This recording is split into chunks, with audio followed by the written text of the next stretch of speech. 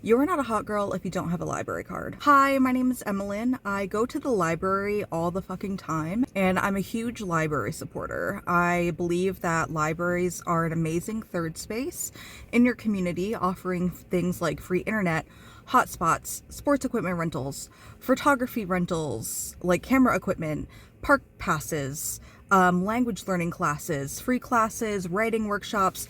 The list goes on, and all the content I make online predominantly revolves around books, but specifically supporting your local library. Every week I go to my library, and on TikTok I've been showing folks what I'm returning, and I usually have to keep my reviews pretty short because of TikTok, but I decided to come onto YouTube so I have a place to actually talk more freely and for a longer amount of time and give more thorough reviews for the books that I'm returning. So awkward to hold all these books. But this week I'm returning 6 books. I have, I think, 2 nonfiction and 4 new fiction that have come out, so let me tell you about them. Oh, and I always tell you whether I loved it, if I liked it, or if the book just wasn't for me. I say just wasn't for me because I have my own opinions, right? Like, I never want to dissuade someone from getting a book if they think it would be interesting, unless there's like some glaring issue that like morally the book's not okay. I probably wouldn't even talk about it. But anyway, let's talk about Open Borders. I've been really into graphic novels. This is Open Borders by Brian Kaplan, artwork by Zach Weinersmith. And this is a nonfiction graphic novel. It's really like a comic in the form of comics.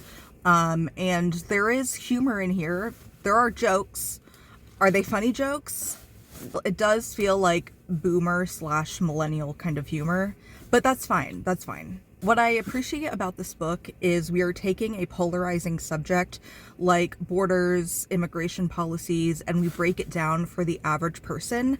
I was initially worried that this was going to be a book for young readers or readers in high school, but it's really for the average adult. What I really appreciate about this book is that the author breaks down these complex equations that economists use to calculate the value of production. I hate to say value, but the value of production that immigrants bring to the US economy, as an example. And this is very US centric, so note that.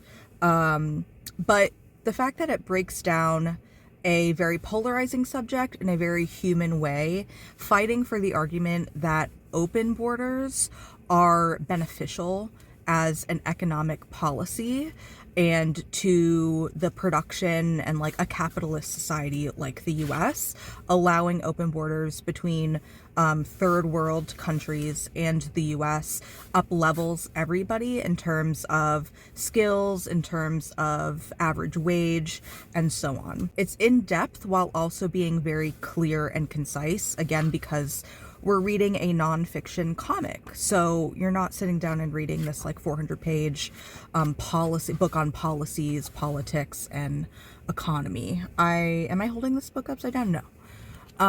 So yeah, overall, I really liked this, and it's definitely one. Did it change my opinion? No, because I already believed that we should have open borders. But as someone who already believes it, this book does a really great job of just like reinforcing that and giving you concrete data to back that claim. Let's talk about the other nonfiction book I'm returning this week. This is The Bone Whisperers, 2 women scientists and their work to connect lost lives in Bosnia-Herzegovina. This is by Tina Tervonen. This is translated from French, and it's a shorty book. It's small, and it's just under 200 pages, around 200 pages. And this is fascinating. Ever since I read this book all about undetonated bombs around the border of Bosnia and Herzegovina, and after I traveled to Croatia and still saw remnants of the Bosnian War, I wanted to learn more about it, and I came across this book at my local library. And this is a really fantastic way to learn about the effects of the Bosnian War, the local sentiment within Bosnia-Herzegovina particularly, and it's all told through the perspective of 2 female scientists who are working to identify the bones of these missing people who their bodies have been dumped in these mass graves. And what was really fascinating about this book is learning the sentiment of the local people and how there are straight up people that lived during the war that it's almost like they swept under the rug seeing the trucks and trucks and trucks of bodies being pulled out of the ground and moved. Essentially, people were committing war crimes all around these neighbors in the hood, and for a long time nobody said anything about it. And it's really tragic, and we learn about the families that have been searching for closure to identify their missing relatives. And of course we're learning about these two women who are so inspirational. And there's also a little bit of like travelogue in here. There's a lot of like pastoral landscapes, and you learn about the cultural values and society in Bosnia-Herzegovina, and it packs a lot for a book that's just under 200 pages or just around 200 pages. I loved this and I would highly recommend it. For new release fiction, this is Dengue Boy by Michelle Nieva, translated by Rahul Berry. And this premise really got me, and also the cover art is just incredible. This imagines a post-apocalyptic world. I think we're living in like the year 2100, some far off future, where all of the ice caps have melted, and Argentina, like where Patagonia currently is, that's become like a tropical paradise, and islands have appeared to connect it to Antarctica, which also is a tropical paradise. Watching an interview from the author, he said he wanted to create a book that showcases the global south, and particularly these diseases that are rampant in the global south and how they don't get a lot of attention. I actually know someone that had dengue fever right before his wedding. This is a very experimental, bizarre, punkish sort of story where we are following a young mosquito humanoid, and they are getting bullied every day for being this like humongous, hairy, nasty looking mosquito. And they just go on a fucking rampage. It's post-apocalyptic, but it's also commentary about capitalism. And a fun thing about this world that the author imagines is that the stock market trades in viruses, like pandemics, and it's called viro finance. I thought that was really funny. It was very experimental. It was a little too, I don't know, a little too like 12-year-old boyish for me. Like there's a lot of like crude things. This is, you know how there's like weird books for weird girls? This is a weird book for a weird boy, or weird person. It's just very experimental. And I think if you want to step into this like post-apocalyptic world, if it sounds interesting, check it out. It's not that long of a read at all. I liked it. Light like. I loved the beginning. And then as perspective sort of shifted, I didn't like it as much. This is a DNF. This is a book I chose not to finish. I got 60% of the way done. Oh, this is called Listen to Your Sister by Nina VL. We are following three siblings. We have Kala, who is the oldest. She's the sister. Dre, who's the middle brother, and then Jamie, who is the youngest. And Jamie is definitely the one getting into lots of trouble. He's like trying to be an activist, but he's also like not taking school seriously. He's getting in trouble at school. And then Dre, in Kala's viewpoint, isn't really stepping up to contribute and take care of Jamie after their parents are in the picture. So all of these responsibilities, taking care of Jamie and ultimately taking care of Dre, is falling on Kala's shoulders. These events happen that kind of turn things up for Kala, and they go to this cabin to kind of take like a weekend break, and things just go off the rails. I think this book is really funny, and I think there's a lot of great like dialogue, and I did enjoy the plot, but it got really confusing by the time they got to the cabin. It was just really confusing, and I don't know, it didn't make sense. And I was like, if I'm struggling this much and I'm 60% in, like, I'm a little concerned that I'm not going to enjoy the last 40%. So I just stopped reading it. I might return to the audiobook though. The audiobook is included in Spotify Premium. So it was a not for me, unfortunately. Then we have Isola. This is by Allegra Goodman. This is a gem. I'll tell you straight up, right off the bat, I loved this book. This is a beautiful, sweeping novel where the author did so much research. It's well researched. He took this little snippet from a historical record about this captain of a ship who left a woman and another man on an island, and then that was it. They're not mentioned in that historical record.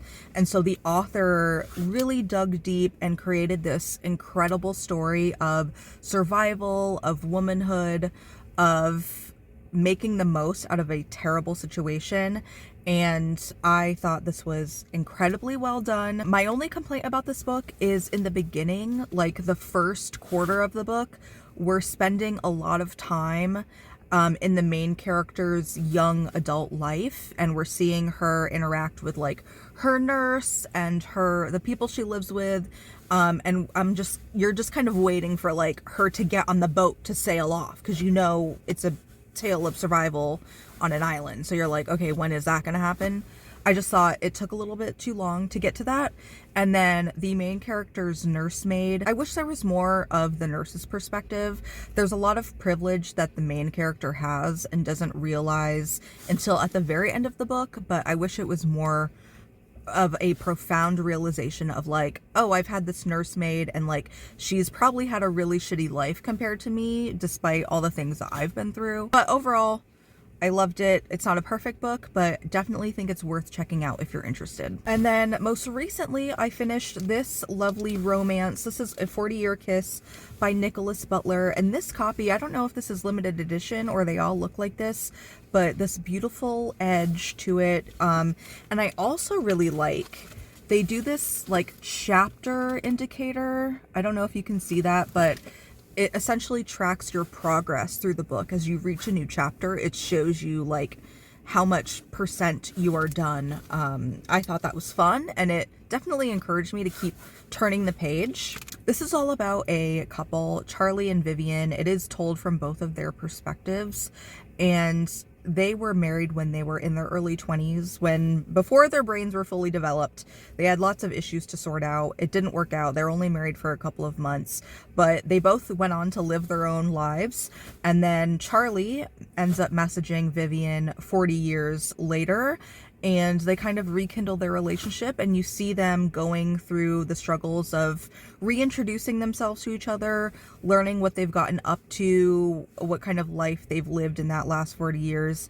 Did they become a better person? Did they work on the things about themselves that were harmful in their initial marriage? It is a beautiful love story. I really enjoyed it. I really liked it. I'm not a huge romance reader, because I don't like to read a lot of books with spice. There's like almost no spice in this, which was great for me. Lots of romance, lots of moments where like I got teary-eyed. It was very cute, and I really enjoyed it, and it's beautiful. So those are the 6 books I'm returning. I always ask anyone interacting with my content if you've read any of these books and how our thoughts might differ, if maybe you grabbed onto something that I didn't notice. I love learning other people's perspectives on books. So I'm gonna go return these now, but let me know what your thoughts were, and I'll see you hopefully next week. Don't forget to go to your library.